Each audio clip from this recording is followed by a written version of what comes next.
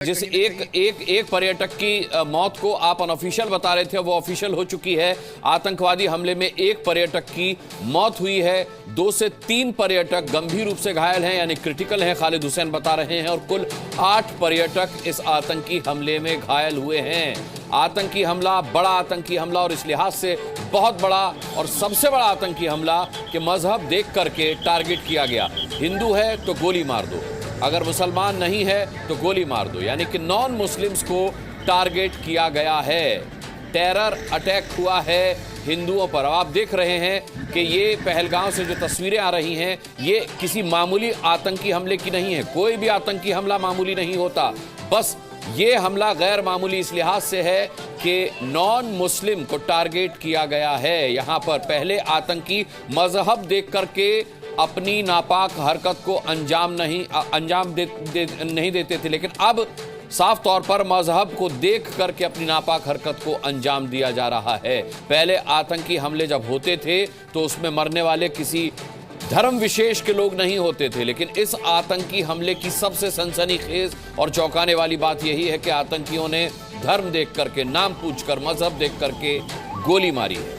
8 पर्यटक घायल हुए हैं, 2 से 3 गंभीर रूप से घायल हैं जिनका इलाज चल रहा है, और 1 पर्यटक के मारे जाने की खबर यहां पर मिल रही है। सुरक्षा बल चौकस हैं, आतंकियों की घेराबंदी की जा रही है। खालिद हुसैन, इस बारे में क्या जानकारी मिली कि कितने आतंकी थे और इन्होंने पर्यटकों पर कहां पर और कैसे अटैक किया? देखिए, ये जो आई विटनेस वहाँ पे बता रहे हैं कि 2 से 3 लोगों की संदिग्ध मूवमेंट देखी गई थी, उसमें से एक ने जो है फायर किया है। अब उसके पास हथियार कौन सा था, ये मैटर ऑफ इन्वेस्टिगेशन है। जैसे ब्लड्स जो लगी है पर्यटकों को, उनसे पता चलेगा कि हथियार कौन सा इस्तेमाल किया गया है। और 2 से 3 लोगों की संदिग्ध लोगों की वहाँ पे मूवमेंट देखी गई थी, और उसके बाद जो है पूरा वो जो इलाका है उसमें अलर्ट घोषित किया गया था। इस हमले के बाद भगदड़ मच गई और लोग भयभीत हुए, क्योंकि केवल यही एक ग्रुप वहाँ पर नहीं था, वहाँ और भी पर्यटक मौजूद थे। मैं आपको बता दूं, प्रतिदिन 1 से 1,500 पर्यटक भाईसरन का टूर करते हैं, इस खूबसूरत घाटी में जाते हैं, तो काफ़ी सुरक्षित मानी जाती है। अब तक कोई भी हमला यहाँ पर नहीं हुआ है, लेकिन आज जो हमला हुआ, जिस तरह से यह हमला हुआ है, वो चौंका देने वाला है। क्योंकि नाम पूछ के जिस तरह से महिला ने खुलासा किया है कि गोली मार दी गई है, यह अपने आप में बताता है कि कितनी हताशा है कि कश्मीर में जो पर्यटन के उद्योग। बिल्कुल लौटूंगा खालिद हुसैन आपके पास। 2 से 3 की तादाद में ये आतंकी थे। प्रत्यक्षदर्शी जो चश्मदीद हैं, उनके हवाले से मिली खबर के मुताबिक 2 से 3 आतंकी थे जिनकी तलाश में अब सुरक्षा बल लगे हुए हैं। एक और जी न्यूज की एक्सक्लूसिव ग्राउंड रिपोर्ट आपको दिखाते हैं, फिर खालिद के पास वापस लौटेंगे। यहाँ पे ग्रिड, यहाँ पे सुरक्षा का कवच जो है यहाँ पे लगातार तैयार किया है, और आप देख सकते हैं सेंट्रल रिजर्व पुलिस फोर्स के जवान, जम्मू एंड कश्मीर पुलिस के जवान, और यहाँ पे जो है इंडियन आर्मी के जो जवान है, उन्होंने पूरे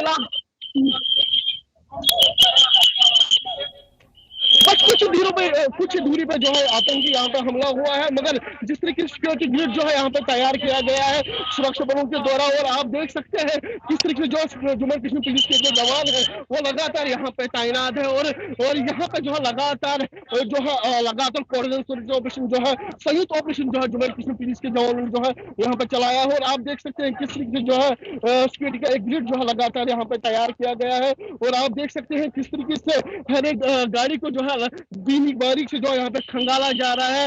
एक एक चीज की जो है जानकारी जो है सुरक्षा बल जो है लगातार यहाँ पे ले रहे हैं, और ये सुरक्षा बल के जवान है। और आप देख सकते हैं और भी रिइंफोर्समेंट जो है लगातार यहाँ पे आ रहे हैं, और लगातार आप देख सकते हैं किस तरीके से पल पल की खबरें जो है वो यहाँ पे पहुंच रहे हैं, और हमारे भी सुरक्षा बल के जवान जो है यहाँ से हटाने की कोशिश जो है लगातार कर रहे हैं, मगर पल पल की खबर जो हमने दर्शकों तक जो है लगातार हम पहुंच रहे हैं।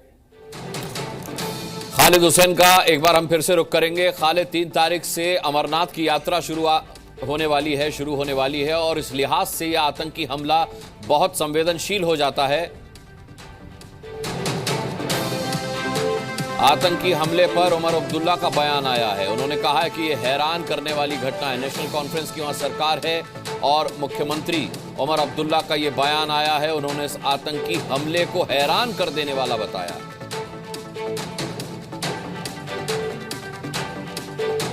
खालिद, मैं अमरनाथ यात्रा की बात कर रहा था जो 3 तारीख से शुरू होने वाली है। उस अमरनाथ यात्रा को देखते हुए यह हमला और भी संगीन हो जाता है, क्योंकि यहां साफ तौर पर हिंदू को टारगेट किया गया इस आतंकी हमले में।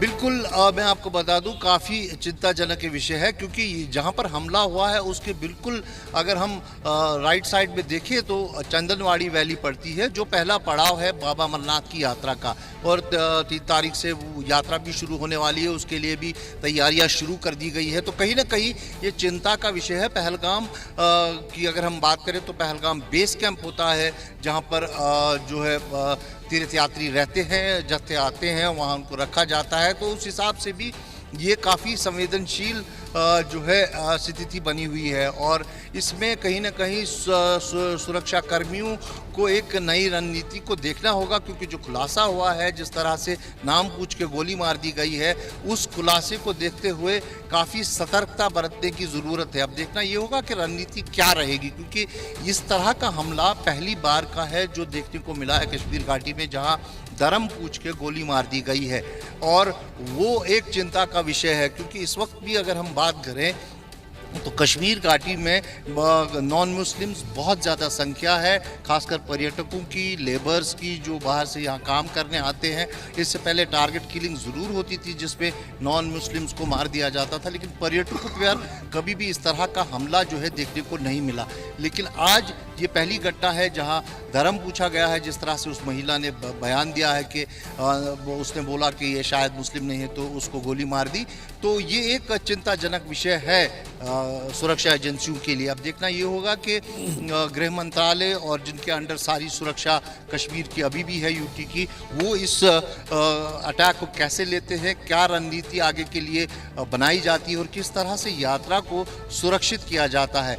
लेकिन जिस तरह से पिछले 1.5 साल से यहाँ पर काम हुआ है, एंटी मिलिटेंसी काम, वो सराहनीय ज़रूर है, क्योंकि इकोसिस्टम को नष्ट किया गया है। आज की तारीख में अगर लोकल रिक्रूटमेंट देखें तो वो ज़ीरो है। जो विदेशी मूल्य के मिलिटेंट्स हैं वो यहाँ उनकी प्रेजेंस निस्संदेह ही जो है कश्मीर घाटी में है, और वो इन्हीं जंगलों में है। इन जंगलों को अगर हम जोड़ें तो ये कोकरनाग से होते हुए फिर राजौरी पुंछ तक मेल लेता है। हो सकता है कि वहाँ से भी इनकी मूवमेंट हो। ये कनेक्टेड है पूरा एरिया, बैसरन, चंदनवारी, फिर पीर पंचाल, और फिर शुपियन इलाका, और फिर राजौरी पुंछ, कुठवा, जहाँ से घटनाएं अभी तक होती आई हैं। लेकिन कश्मीर शांत था। कश्मीर के दक्षिणी कश्मीर में मूवमेंट जरूर थी जहाँ ये हमला हुआ है, लेकिन वो कुछ कर नहीं पा रहे थे।